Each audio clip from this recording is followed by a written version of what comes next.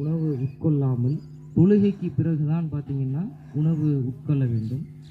அல்லாஹுடைய தூதர் அவர்கள் திடலிற்கு வரும்பொழுது ஒரு வழியையும், அதே போல வெளியே செல்வதற்கு மாற்று வழியையும் அல்லாஹுடைய தூதர் அவர்கள் அமைத்து கொண்டார்கள். அதே போல திடலில் அமர்ந்திருக்கக்கூடியவர்கள், இந்த திடல் தொழுகை என்பது அல்லாஹுடைய தூதர் அவர்கள் தன்னுடைய அந்த முசல்லா என்கின்ற ஒரு திடல்ல தான் தொழுதிருக்காங்க. அல்லாஹுடைய தூதர் அவர்கள் பள்ளிவாசலில் தொழுததாக எந்த ஒரு ஹதீஸிலையும் நாம் பார்க்க முடியாது.